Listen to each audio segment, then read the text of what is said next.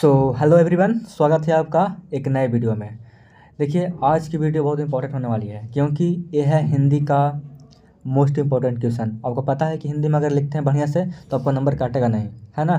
तो चलिए शुरू करते हैं। तो यह है क्लास 12th बिहार बोर्ड का हिंदी का 10 महत्वपूर्ण प्रश्न, जो कि अक्सर मतलब कि पूछते रहता है, ठीक है ना। ये बहुत ही रिपीटेड प्रश्न है और बहुत ही फेमस प्रश्न है। इसको बीच में छोड़ के जाइएगा मत, नहीं तो फिर लग जाएगा, फिर है ना। क्या लगेगा आपको पता है कि क्या लगेगा जी है ना। तो छोड़िएगा नहीं, ठीक है। तो हमारा आज का पहला प्रश्न क्या है कि शिक्षा का अर्थ क्या होता है। फिर कह दे कि शिक्षा का तात्पर्य क्या होता है, शिक्षा का मीनिंग क्या होता है और इसके क्या कार्य हैं, है ना। स्पष्ट करें, स्पष्टीकरण करें, है ना, या फिर वर्णन करें। तो देखिए क्या लिखेंगे।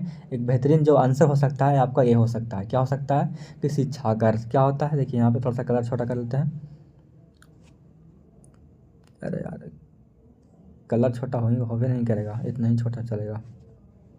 चलिए, कह रहा है कि शिक्षा का अर्थ क्या होता है। देखिए यहाँ पे शिक्षा का अर्थ होता है कि जीवन के सत्य से, है ना, अपने आप को परिचित कराना, यानी कि खुद को क्या करना है, बताना है, इंट्रोड्यूस कराना है ना। शिक्षा का अर्थ यही होता है। शिक्षा का कार्य क्या है कि वो संपूर्ण जीवन की प्रक्रिया को समझाने में हमारी सहायता करे, ठीक है ना, तथा स्वतंत्र वातावरण का निर्माण के लिए प्रेरित करना, ठीक है। शिक्षा का कार्य केवल मात्र कुछ नौकरियों और कुछ व्यवसायों के योग्य बनना ही नहीं है, ठीक है ना। मतलब कि ऐसा नहीं कि शिक्षा प्राप्त किया तो आप बस नौकरी कर लिए, व्यवसाय कर लिए, बस वही शिक्षा का कार्य हो गया, ऐसा नहीं है। आपको शिक्षा का मतलब हो गया कि आपको मतलब कि जीवन कैसे जीना उसको वो समझाएगा, कैसे कैसे आपको चलना है, कैसे आपको मतलब स्वतंत्र वातावरण में सब चीज़ को आपको समझाता है, ठीक है ना। तो इस तरह से आप एक अच्छा आंसर लिख सकते हैं। चले आगे, चलिए। अब देखिए एक और फेमस क्वेश्चन है कि डायरी क्या है ना। डायरी क्या है, डायरी का लिखा जाना क्यों मुश्किल है ना। डायरी क्या है और डायरी का लिखा जाना मुश्किल क्यों है, ठीक है। तो देखिए एक जो बेहतरीन आंसर हो सकता है, क्या हो सकता है आपका। देखिए यहाँ पे डायरी किसी एक डायरी किसी साहित्यकार या व्यक्ति द्वारा लिखित उसके महत्वपूर्ण दैनिक अनुभवों का ब्यौरा होता है ना। कि अपने लाइफ में क्या कर रहा है, कैसे जी रहा है, सारा कुछ वहाँ पे नोट करता है डायरी में, ठीक है। जिससे वह बड़ी सच्चाई के साथ लिखता है, मतलब अपने आत्म से लिखता है, जिसमें कुछ झूठ नहीं रहता है, फालतू नहीं होता है। मतलब कि ऐसा नहीं कि बढ़ा चढ़ा कर लिख दिए, है ना, ऐसा नहीं। अपना जो जीवन में कर रहा है, जितना कुछ घट रहा है, बढ़ रहा है, सारा कुछ उसमें लिखता है, ठीक है। डायरी का लिखा जाना इसलिए मुश्किल है क्योंकि इनमें सभी बातों की पूरी सच्चाई के साथ लिखना पड़ता है। ऐसा नहीं है कि कुछ फेंक फेंक के लिख दिए कि अरे हम गए थे मंगल पर, गए थे तो वहाँ से 2 किलो सोना लेके आ गए हैं, फिर गए थे यूरेनस पर चले गए हैं, फिर वहाँ से 2 बंडल कटर लेके आए थे, फिर बोले कि सूर्य के पास गए थे और सूर्य के पास से थोड़ा सा मिट्टी लाए हैं सूर्य का। अरे भैया, ट्रेन का चाबी तो कहाँ कहाँ खो गया है, ऐसे से बोलेगा तो ये सब फालतू वालतू नहीं वहाँ पे चलेगा। जो लिखेंगे डायरी में एकदम साफ साफ लिखेंगे, है ना। तो ऐसा कुछ है, ठीक है। इसमें फेंकना नहीं होता है डायरी में, नहीं कि कुछ भी कुछ लंद फंद कुछ लिख दिए। अभी बताया ना अभी हम कि मंगल ग्रह गए थे, वहाँ से मिट्टी लेके आ गए, ऐसा आसान थोड़ी है। तो मतलब कि सच्चाई लिखना पड़ता है। इनमें सभी घटनाओं को सही सही रूप में वर्णित करना होता है, ठीक है ना। साथ ही डायरी में शब्दों और अर्थों में उदासीनता कम रहती है ना। ऐसा नहीं कि पूरा हम सैडे कर दिए, पूरा मतलब कि जो पढ़े वाला है वो भी पूरा रो रो के पूरा डायरी भिगा दिया, ऐसा कुछ नहीं है। मतलब कि सब चीज़ बैलेंस करना होता है ना। तो इस तरीके से आप बढ़िया लिख सकते हैं। इसको एक बार 2 बार पढ़ लीजिए, कॉपी पर लिख लीजिए, फिर वहाँ पर लिख दीजिएगा, ठीक। चलिए, अब क्वेश्चन नंबर 3 क्या कह रहा है भाई। देखिए यहाँ पे क्या कह रहा है, कह रहा है क्या, हाँ, कह रहा है कि बूढ़ा मशक वाला क्या कहता है और क्यों कहता है ना। तो बूढ़ा मशक वाला के बारे में यहाँ पे लिखना है। तो एक बेस्ट आंसर हो सकता है, एक बेस्ट अप्रोच हो सकता है, वो आपका ये हो सकता है क्या कि बूढ़ा मशक वाला कहता है कि एक बार फिर हमारी हार हुई है ना। एक बार फिर से वो हार गया, ठीक है। गाने बाजे में गाना बाजे के साथ हमारी विजय नहीं बल्कि हार लौट रही है ना। अब गाने बाजे में क्या हो रहा है कि ऐसा नहीं कि हम पूरा लौट रहे हैं जो मतलब खुशी के साथ लौट रहे हैं, नहीं, दुख के साथ लौट रहे हैं, ठीक है। ऐसी विजय पर खुश होकर जश्न मनाने का कोई मतलब ही नहीं निकल रहा है ना। कोई मतलब ही नहीं है।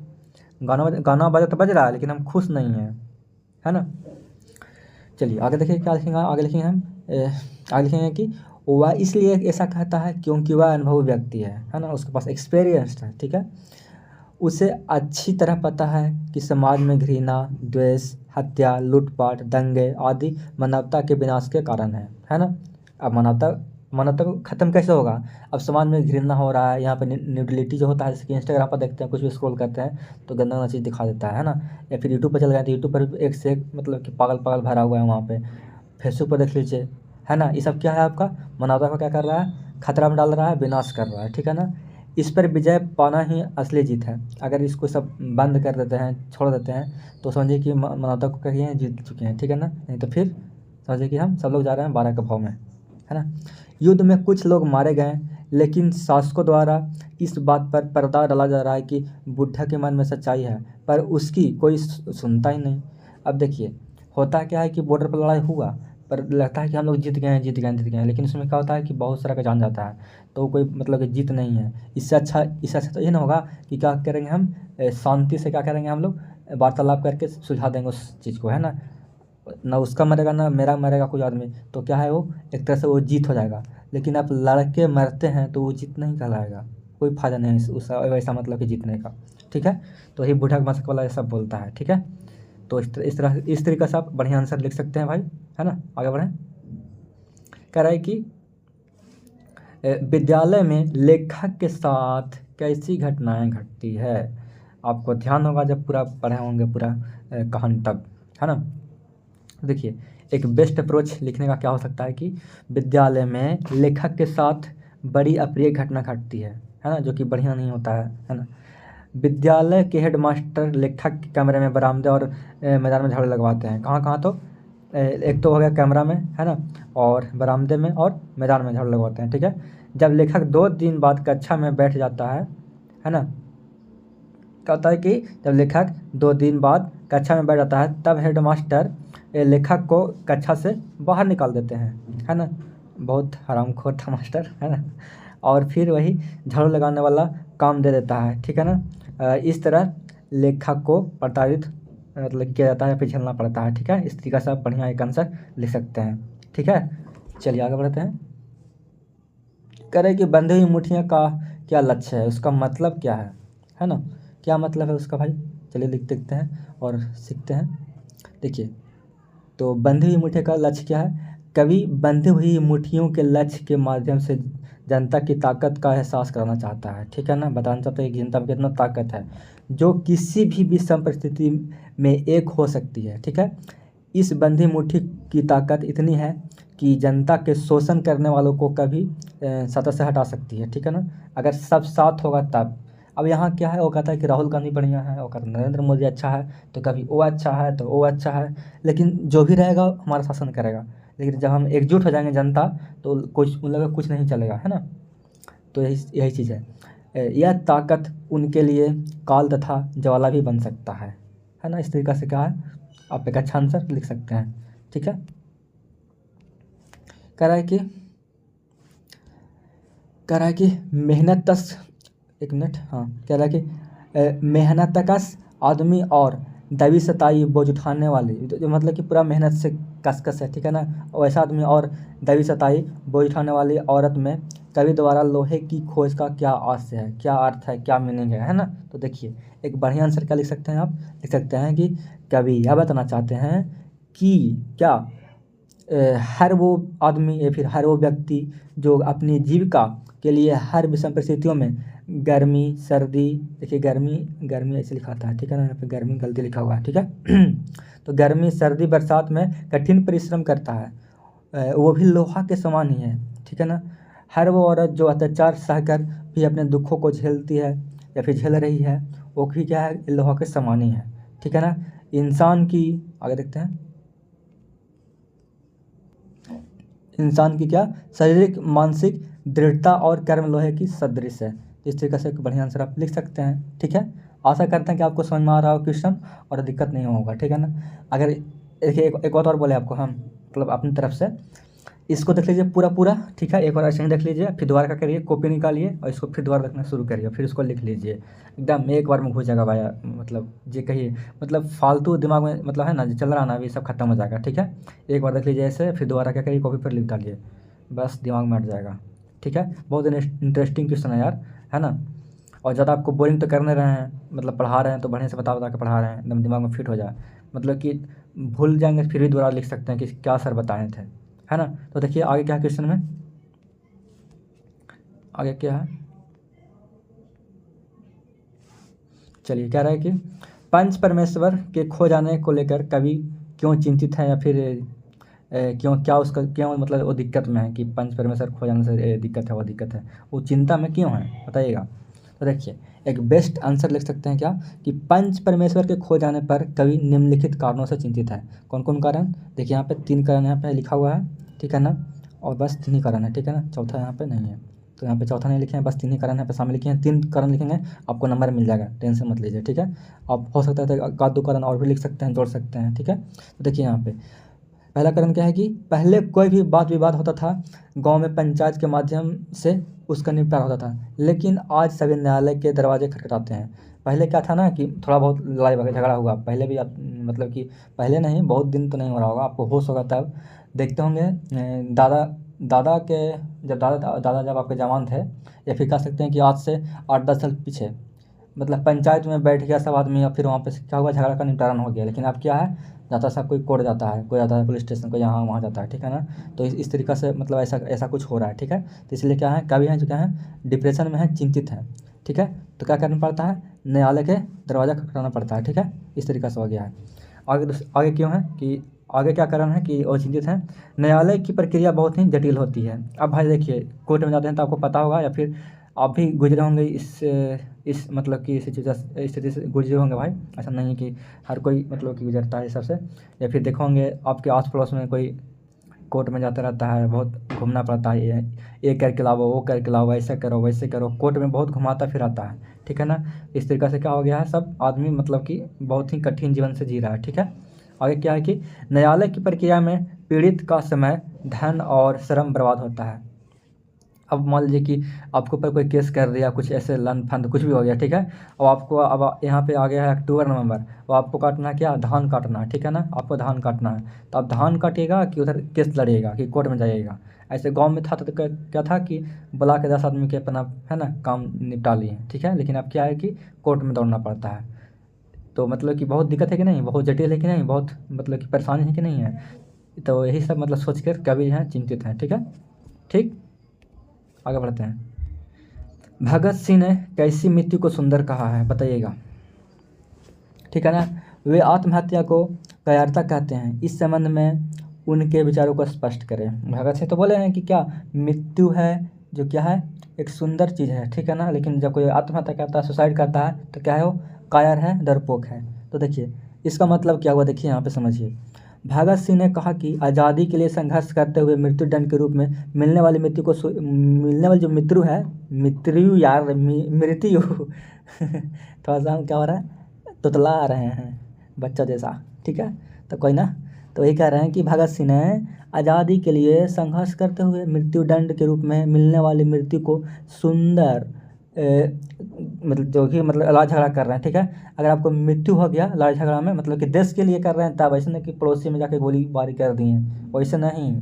अगर मतलब कि लड़ रहे हैं, आज़ादी के लिए लड़ रहे हैं, देश के लिए लड़ रहे हैं, अगर वैसा मृत्यु होता है तो उससे सुंदर कोई मृत्यु हो ही नहीं सकता है, ठीक है ना। क्योंकि यह मृत्यु आगे आने वाली पीढ़ी के बाद आज़ादी के संघर्ष के लिए एक जुनून पैदा करेगी। अब देखिए, अब हम लोग क्या यहाँ पे नहीं लगाते हैं नारा, भगत सिंह की जय, सुखदेव जी की जय, सुभाष चंद्र बोस की जय, सब पूरा जय क्यों करते हैं, क्योंकि वो हम लोग के लिए लड़े हैं, ठीक है ना। अब उन्हीं को वो क्या करते हैं, दिमाग में लेके, दिल में लेके अपने में क्या करते हैं, जोश पैदा करते हैं, है ना। इस तरीक़े से मतलब कि लिख सकते हैं, ठीक है। वे व्यक्तिगत कष्ट और दुखों के चलते आत्महत्या को कायरता मानते हैं। अब मान लीजिए कि कोई आदमी आपको बोल रहा है कि तुम ऐसे नहीं कर पाएगा, वैसे नहीं कर पाएगा। अगर मान लीजिए कि होता नहीं है कि कोई लड़की गलत काम कर दी, या फिर लड़का कोई गलत काम कर दिया, कुछ ऐसा कुछ हो गया, और उसको लेकर आप बहुत दिक्कत में है, टेंशन में है एकदम पूरा, कि अब मेरा क्या होगा, ऐसा होगा वैसा होगा। देखे होंगे बहुत लोग भी अभी इंडस्ट्री में जो होती है ना, वो सब लड़के लोग को ज़्यादा मतलब कि दिक्कत होता है, कुछ ऐसा मतलब गलत काम कर दिया है, ऐसा मतलब गलत काम कर दे कि उसको मतलब कि मुँह देखने लायक नहीं रही है। तो हो सकता है कि समाज उसको बहुत टॉन्ट करे, ताना मारे कि तुम मर जाओ, ऐसे हो जाओ, ऐसे हो जाओ, लेकिन मरना नहीं है, ठीक है ना।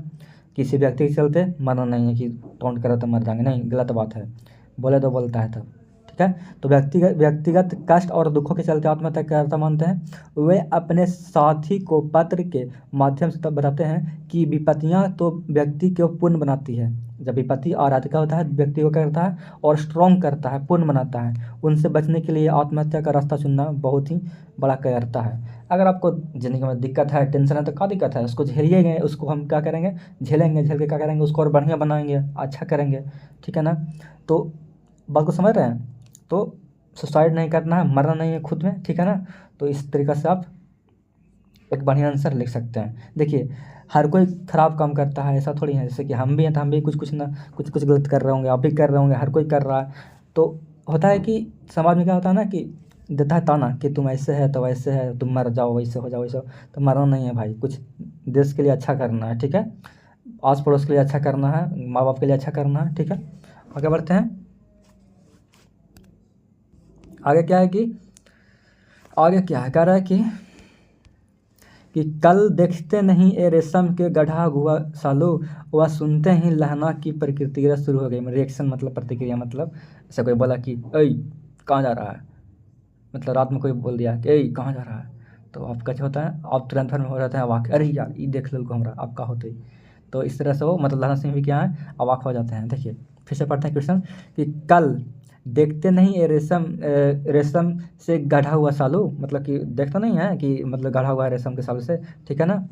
वह सुनते ही लहना की प्रतिक्रिया हुई, क्या हुई, मतलब देखिए यहाँ पे एक बढ़िया आंसर क्या लिख सकते हैं। ये बात सुनते ही लहना को काफ़ी गुस्सा आता है, ठीक है ना, आया या फिर आता है, ठीक है ना।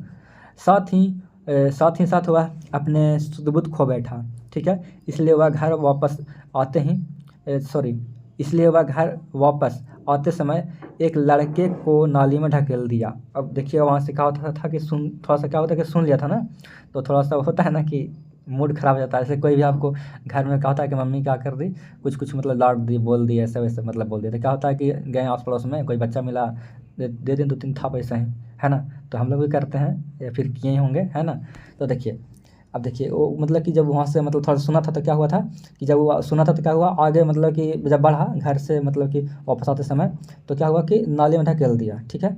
लड़की ना बोलती यहाँ हमारे कुड़माई हो गई, शादी हो गई हमारे, तो उसको थोड़ा गुस्सा आया था, मतलब वो टाइप का, ठीक है, ठीक है। तो क्या हुआ कि जब आ रहा था घर है तो क्या हो रहा था कि नाले में ढकेल दिया एक लड़का को। फिर क्या हुआ कि खोमचे वाले के खोमचे पूरा बिखेर दिया जो बेच रहा था, एक कुत्ते को पत्थर मार दिया, है ना, और एक सब्जी वाले की दूध उड़ेल दिया, है ना। ले तो आगे देखिए, एक पूजा पाठ करने वाली औरत को टकरा गया, और मतलब कि जब पूजा करने वाली औरत ही जा रही थी तो उससे क्या हुआ, टकरा गया, जिससे उसे अंधा कहा, ठीक है ना। वो कहा कि अंधा है क्या, आगे तो जानना चाहते हैं क्या होता है। है ना। इसे करते करते वो घर पहुंचा। अब मान लीजिए कोई लड़की है, आप पसंद करते हैं उससे, आप मिल लिए और एक दिन पूछ लें कि बताओ तुम्हारा कोई है क्या बॉयफ्रेंड वगैरह, और वो बोल दे कि हाँ है था, तो आपको क्या हो जाएगा, बहुत गुस्सा आ जाएगा। फिर आप लौटेंगे घर पे, या किसको मार दें, उसको मार दें, ये वो मतलब करते हुए आएंगे, है ना। तो इस तरीके से लहना सिंह को भी गुस्सा आया था, तो बहुत ही नुकसान करते हुए आया था, है ना। आगे बढ़ते हैं। आज का लास्ट क्वेश्चन क्या है, देखिए बहुत बढ़िया क्वेश्चन है, बहुत रिपीट होता रहता है। गैंग्रीन क्या है, बताइएगा गैंग्रीन क्या है। एक बढ़िया क्वेश्चन क्या लिख सकते हैं, गैंग्रीन एक ऐसा चोट या घाव होता है जिसमें सामान्य इलाज संभव नहीं हो पाता है, नॉर्मल इलाज कर ही नहीं सकते हैं, ठीक है, उसे गैंग्रीन कहते हैं। आमतौर पर इसे गलाव कहते हैं, क्या कहते हैं, नॉर्मली गलाव कहते हैं, है ना, लोकल भाषा में। अर्थात घाव ठीक होने के बजाय गलने लगता है, वो ठीक नहीं होगा, क्या होगा, गलने लगेगा और बढ़ने लगता है ना। उस परिस्थिति में उस अंग को काट देना ही बेहतर माना जाता है, ठीक है। ऐसे मान लीजिए कि गैंग्रीन हो गया आपको, मान लीजिए कि टखना में हो गया, टखना नहीं कहिए, फिर उंगली में कहिए, ठीक है। भगवान करे कि ऐसा किसी के साथ ना हो, लेकिन हो गया तो क्या होगा, उस अंग को ऊपर से काट देना पड़ता है, इसका कोई इलाज नहीं है, ठीक है। तो इस तरीक़े से एक बढ़िया सब्जेक्टिव क्वेश्चन आपको कंप्लीट हुआ। आप इसको अपने एग्ज़ाम में लिखिए, है ना। आप अभी फ़िलहाल तो अपने कॉपी में लिख लीजिए। आप इतना बढ़िया से मतलब कोई समझाया नहीं होगा हमको अंदाज़ से, तो हम बढ़िया से हँसते खेलते समझ गए हैं, ठीक है। तो देखिए फिर हम आगे करेंगे सब्जेक्टिव क्वेश्चन। आप प्यार से कमेंट कर दीजिए कि हाँ सर क्लास बहुत मस्त लगा, और आगे भी वीडियो डालते रहिए, है ना। ऐसे हम चलेंगे सेट बाई सेट, जैसे ज्योग्राफी का शुरू हो गया है, ठीक है ना, इंग्लिश का करेंगे, हिंदी करेंगे, सबका सेट बाई सेट करेंगे अब, ठीक है ना। तो चलिए मिलते हैं अगले वीडियो में, तब तक के लिए जय हिंद।